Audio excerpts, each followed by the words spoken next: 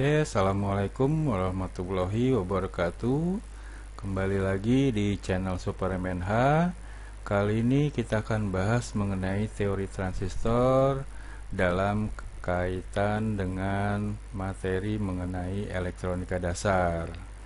Oke, kalau sebelumnya kita sudah membahas mengenai semikonduktor, selain itu juga dioda yang termasuk komponen elektronika yang terbuat dari bahan semikonduktor. Nah, kali ini kita akan bahas mengenai transistor. Oke, kita lihat yang pertama, apa itu transistor. Nah, transistor ini selain dari dioda tadi dikatakan juga termasuk komponen elektronika yang terbuat dari bahan semikonduktor. Oke, selain transistor, dioda, ada IC mungkin ya kita kenal. Nah, itu merupakan komponen-komponen elektronika yang terbuat dari bahan semikonduktor.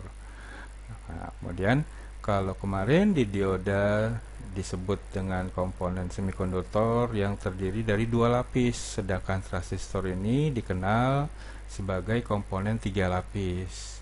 Kenapa tiga lapis? Karena di dalam pembuatannya transistor ini dibuat dengan cara menyisipkan bahan semikonduktor ekstrinsik di dalam bahan semikonduktor yang berbeda. Jadi misalkan yang satu jenis semikonduktor tipe P gitu ya. Nah, nanti di antara dua tipe P ini di tengahnya disisipkan semikonduktor ekstrinsik ini nih yang berjenis berbeda, berarti disisipkan tipe N. Nah, kalau yang disebut dengan semikonduktor intrinsik itu apa sih gitu ya? Yang disebut dengan semikonduktor ekstrinsik itu adalah semikonduktor yang sudah diberi doping. Jadi pembahasan kita mengenai semikonduktor itu yang sebelumnya. Nah, itu yang membentuk suatu komponen transistor ini. Nah, kalau dalam dalam rangkaian elektronika, fungsi transistor biasanya digunakan untuk apa nih? Ada berbagai macam. Yang pertama, digunakan transistor itu sebagai saklar. Nah, ini contohnya di pembahasan kita sebelumnya mengenai flip-flop. Nah, flip-flop itu ada menggunakan transistor. Nah, transistor itulah sebagai saklar yang menyebabkan flip-flop itu menyala secara bergantian. Nah, itu fungsi transistor sebagai saklar. Selain sebagai saklar, dia juga sebagai pembentuk sinyal. Selain itu, fungsi transistor lainnya yaitu sebagai penguat rangkaian. Nah, itu fungsi-fungsi yang bisa dijalankan oleh satu komponen atau beberapa komponen transistor di dalam rangkaian elektronika dalam hal ini. Oke, kita lanjut. Kita lihat, nah ini ada beberapa contoh bentuk dari komponen transistor nih.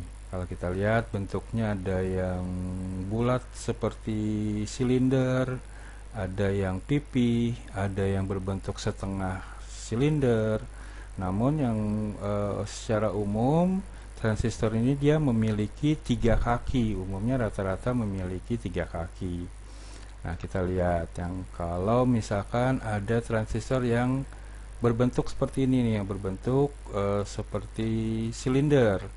Nah, dia juga memiliki tiga kaki. Nah, untuk menentukan yang paling mudah menentukannya itu kaki emitor. Nah, kaki emitor ini biasanya dia dekat dengan ada di sini tab di sini. Nah, ada tanda, ada bentuk seperti apa plat kecil gitu ya. Nah, itu berarti yang dekat dengan plat ini itu adalah kaki emitor. Kemudian berikutnya ada kaki basis atau kaki kolektor. Nah, ini kaki-kaki cara menentukan ketiga kaki dari transistor tersebut. Kalau di sini gambar merupakan lambang atau simbol dari transistor. Yang dilambangkan sini ada 3 titik, 3 pin. Kemudian sini yang membedakan basis, sini basis ada di tengah nih biasanya seperti tadi kan yang semikonduktor ekstrinsik tadi. Kemudian kaki kolektor.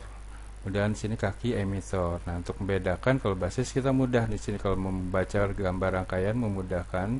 Basis kita mudah dengan melihat di bagian tengah ini adalah basis atau base di sini. Nah, kemudian untuk membedakan antara kolektor dengan emitor, biasanya emitor itu ditandai dengan ada tanda panah di sini. Nah, itu di gambar rangkaian berarti tanda panah ini kita hubungkan ini adalah kaki emitor. Nah, ini untuk yang berbentuk seperti silinder. Kemudian ada juga yang ini banyak kita temui komponen transistor ini berbentuk seperti ini, setengah silinder. Nah, ini dia juga memiliki kaki, ada C untuk kolektor, B basis, atau ada juga yang menyebut tadi mengistilahkan dengan base ya. Kemudian ada emitor. Nah, biasanya basis ini di tengah biasanya. Basis tengah, kalau kita posisikan transistor seperti ini, kaki kolektor adalah kaki yang pertama, dan tengah tadi basis, kemudian berikutnya itu adalah emitor. Nah, itu adalah menentukan kaki-kakinya. Namun perlu diingat untuk menentukan kaki transistor ini mungkin suka ada yang berbeda. Nah, biasanya untuk menentukan kaki-kaki dari transistor ini, untuk memudahkan kita cari datasheet. Banyak kita kalian bisa mudah mencarinya dari datasheet komponen transistor, tipenya. Nanti kita mendapat informasi mengenai produk tersebut, tipe transistor tersebut. Nanti juga diterangkan mana kaki dari kolektornya, basisnya, ataupun emitornya. Oke, nanti untuk selanjutnya kita mungkin akan kita pelajari nih mengenai bagaimana menentukan kaki-kaki kolektor, basis, emitor dengan menggunakan avometer. Oke, itu untuk pengenalan dengan transistor terhadap kaki-kakinya atau terminal dari transistor tersebut. Oke, berikutnya tipe transistor. Nah, tipe transistor ini dibagi dua. Yang pertama ada tipe transistor NPN. Yang kedua tipe transistor PNP. Nah, kita lihat satu persatu. Yang pertama kita lihat ada transistor NPN. Yang disebut dengan transistor NPN, ini ada transistor yang di pembuatannya di antara bahan semikonduktor tipe N ditempatkan bahan semikonduktor tipe P, seperti terlihat di gambar sini. Tadi ya, di antara konduktor tipe N sini ditempatkan bahan semikonduktor tipe P di sini. Berarti ini adalah transistor jenis NPN. Nah, ini adalah untuk sini kaki emitor, ini kaki basis, dan kaki kolektor. Kemudian diantara semikonduktor tipe N dan P ini dibuat junctionnya nih di pembahasan semikonduktor kita sebelumnya. Ini antara junction antara N dengan P. Kemudian di kaki kolektor juga di tengahnya atau diberi junction gitu ya, antara P dengan N. Nah, ini tipe transistor NPN.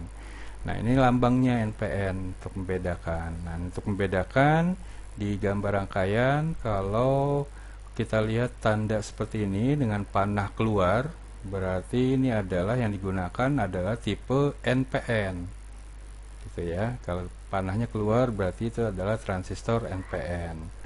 Oke, kita lihat yang kedua, transistor tipe PNP. Nah, transistor tipe PNP ini diantara bahan semikonduktor tipe P ditempatkan bahan semikonduktor tipe N, seperti digambar di sini. Di antara dua bahan semikonduktor tipe P sini ditempatkan bahan semikonduktor tipe N. Nah, sini untuk emiternya sini dari bahan tipe P, semikonduktor tipe P, kolektor juga tipe P, basisnya tipe N. Nah, di antara P dengan N sini ada junction yang disebut dengan emitter base junction. Jadi junction antara kaki emitter dan kaki basis. Dan sini P-nya juga terbuat dari bahan semikonduktor tipe P. Nah, di antara kolektor dengan basis sini ada junction yang disebut dengan kolektor base junction atau junction kolektor dan basis. Nah, ini untuk tipe PNP. Nah, tadi kalau di NPN panahnya keluar. Nah, berarti kalau kita menemukan di gambar rangkaian transistor dengan menunjukkan panahnya ke dalam seperti ini, nah berarti yang digunakan itu adalah transistor PNP. Oke, berarti jangan terbalik ya, berarti ya, untuk NPN panahnya keluar, untuk PNP panahnya ke dalam. Nah, itu untuk membedakan antara transistor NPN dengan PNP. Oke, kita lihat lagi di dalam transistor. Dalam pembentukannya, ini komposisi, perbandingan komposisi dari bahan-bahan semikonduktor. Ini kalau kita lihat tipe C 48%, B 2%, E 50%. Nah, ini kaki-kaki dari transistor.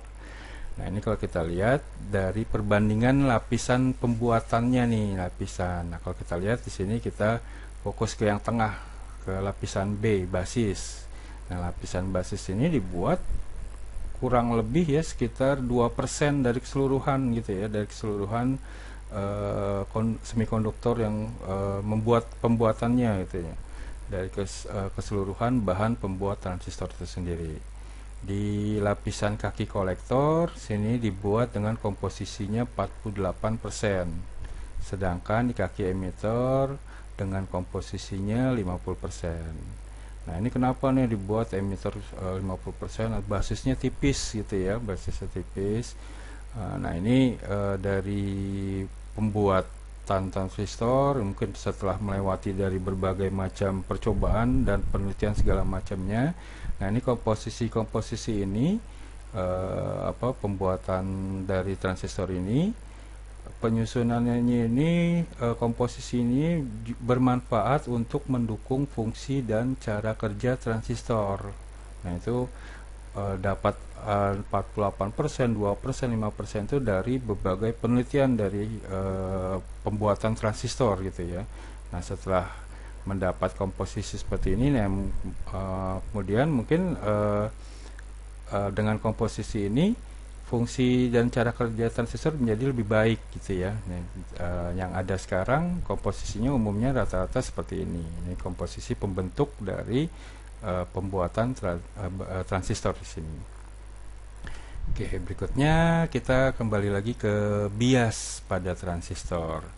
Masih ingat di semikonduktor atau di dioda kita sudah pernah belajar mengenai bias gitu ya, atau cara pemberian tegangan pada transistor. Begitu juga yang berlaku pada dioda kemarin ya. Itu juga ada dua cara, yaitu bias maju atau forward bias, kemudian ada bias mundur atau reverse bias. Nah, kita lihat bagaimana kalau yang terjadi pemberian tegangan pada kaki-kaki transistor nih, baik itu secara bias maju atau bias mundur. Oke, kita lihat yang pertama, bias maju. Nah, kalau kemarin di dioda masih ingat nggak bias maju seperti apa? Kaki positif, tipe positif di dioda diberi tegangan atau disambungkan dengan tegangan positif dari sumber tegangan. Di kaki tipe negatifnya diberi sumber tegangan N. Nah, itu forward bias pada dioda. Nah, sekarang bagaimana kalau kita lakukan bias forward di dalam rangkaian kita pemberian tegangan kepada kaki-kaki transistor sini? Kita lihat misalkan seperti ini. Nah, ini merupakan bias maju atau forward bias pada transistor. Kalau kita lihat ya dari gambar ini pemberian transistor. Seperti apa kita lihat sini? Ini kaki basis, masih ingat? Ini kaki kolektor, ini kaki emitor. Oke. Berarti pada misalkan ini masih ingat tipenya adalah tipe NPN ya, dengan panah keluar. Nah, ini tipe contohnya tipe NPN transistor di bias maju. Di bias maju seperti apa di transistor?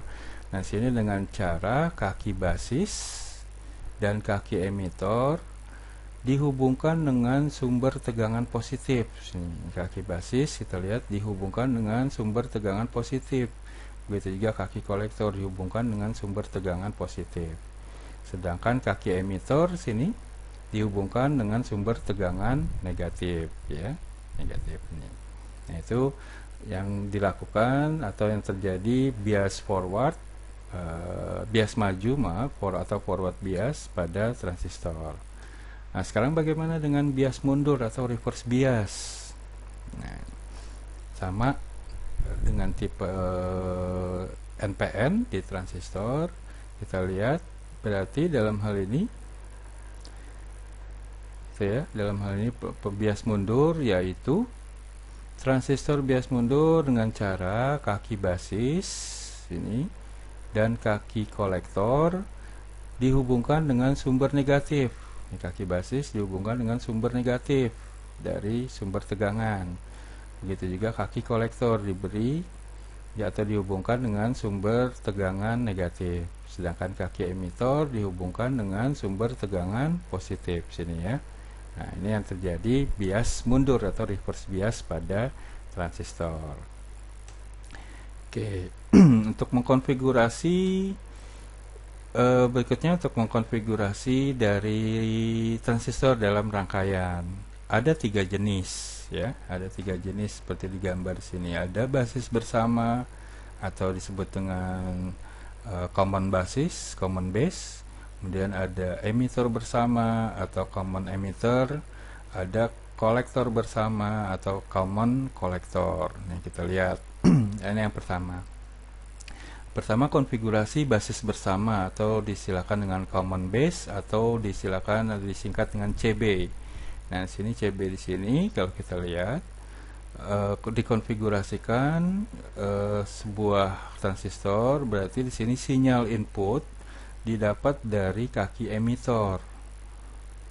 Kemudian sinyal output didapat dari kaki kolektor bersama dengan basis sebagai groundnya. Nah, itu merupakan gambar rangkaian atau konfigurasi penggunaan transistor sini, atau dalam hal ini basis bersama. Kaki basis digunakan baik untuk sinyal input maupun sinyal output sebagai groundnya.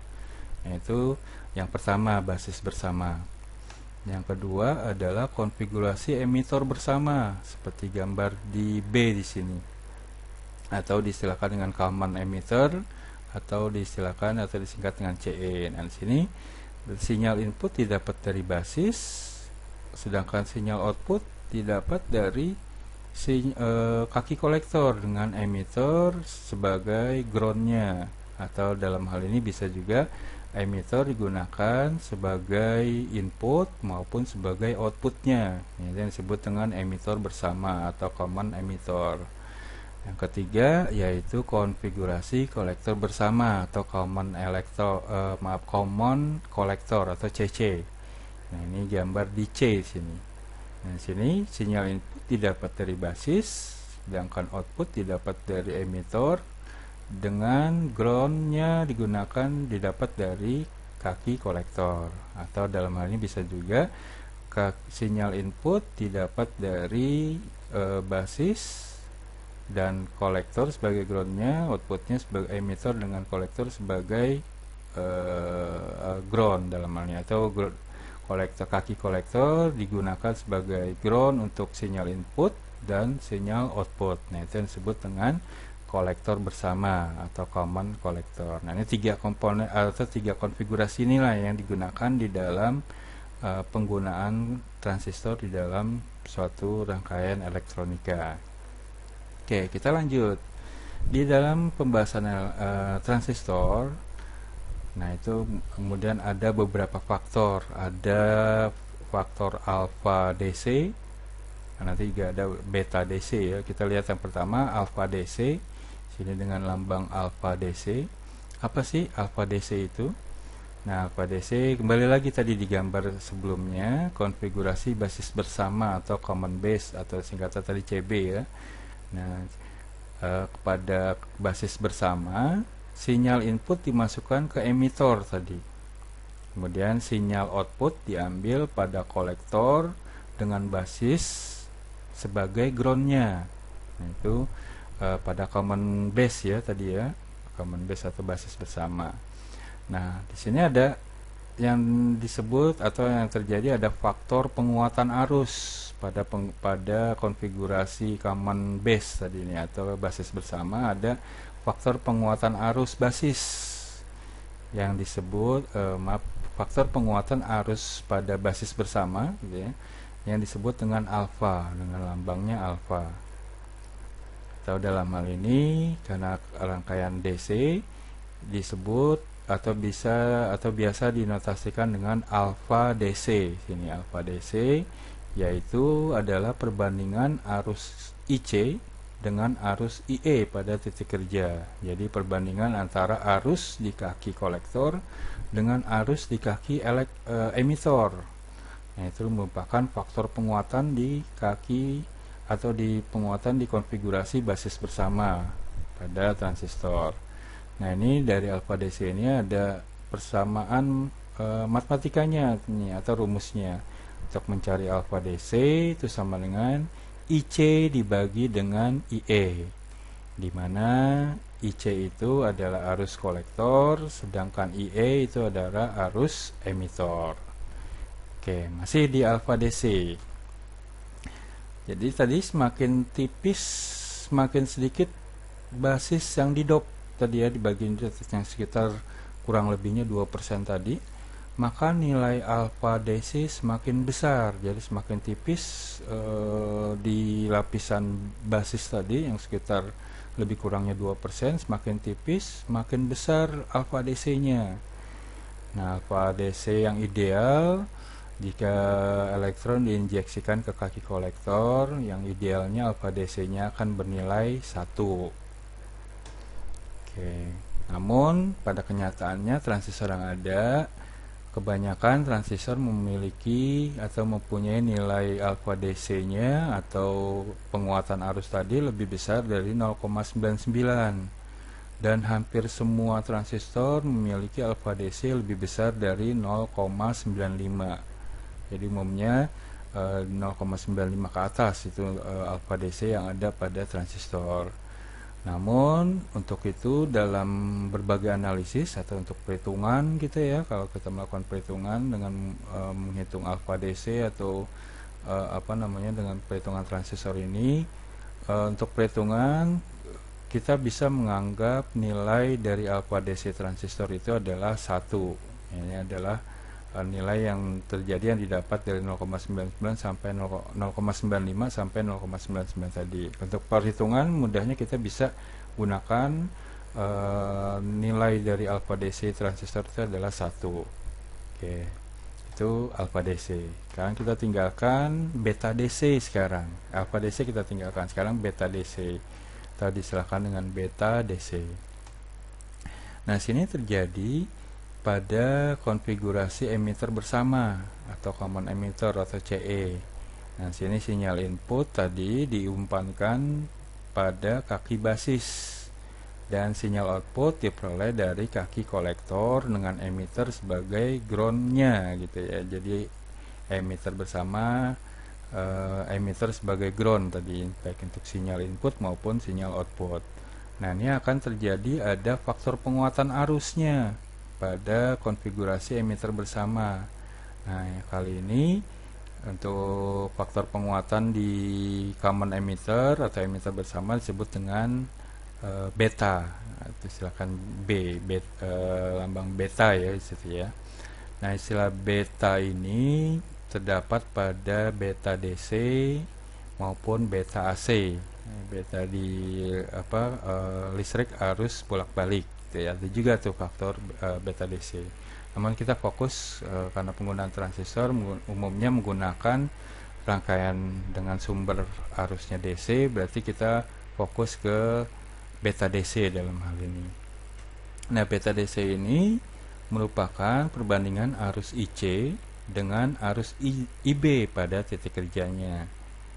Dengan rumusan beta DC sama dengan IC dibagi dengan IB, di mana IC itu adalah arus kolektor, sedangkan IB itu adalah arus basis. Oke, kemudian berikutnya istilah beta ini sering dikenal dengan HFE yang berasal dari parameter hibrid ya, untuk faktor penguatan arus pada emitter bersama. Jadi beta kalau kita mengenal mungkin ada di datasheet atau beberapa referensi kita baca, ada HFE itu merupakan faktor penguatan arus pada common emitter. Nah, daftar harga emiter, harga beta ini atau HFE ini bisa kita lihat, kita jumpai di datasheet gitu ya, dibanding dengan alfa. Tadi alfa biasanya dinotasikan dengan nilai 1 tadi ya di pembahasan kita sebelumnya. Namun untuk nilai beta atau HFE ini kita bisa melihat di datasheet dari transistor yang akan kita gunakan. Nanti bisa kita lihat itu faktor penguatannya. Nah, umumnya faktor penguatan ini HFE atau beta ini harganya nilainya dari 50 hingga lebih dari 600 nilai betanya ya, faktor penguatan arus pada common emitter dari 50 sampai 600 tergantung dari jenis transistornya. Nah, biasanya transistor ada yang disebut dengan transistor daya rendah maupun daya tinggi. Yang pertama, kalau kita lihat untuk daya rendah atau daya di bawah 1 watt, gen arusnya atau faktor betanya tadi nilainya antara 100 sampai 300.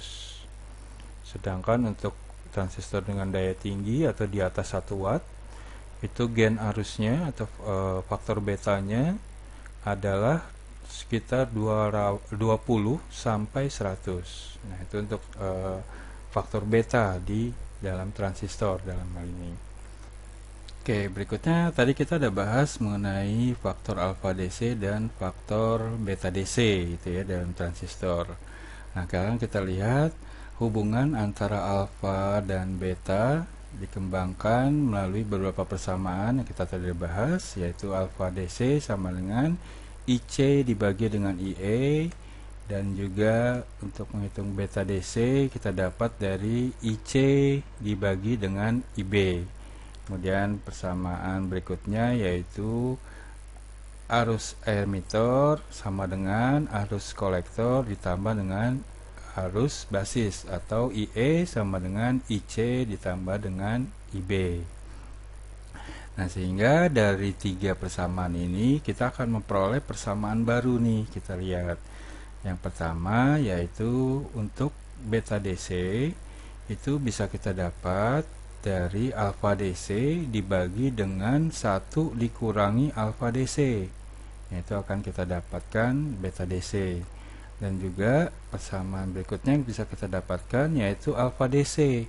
Nah, alfa DC ini didapat dari beta DC dibagi dengan beta DC ditambah dengan 1.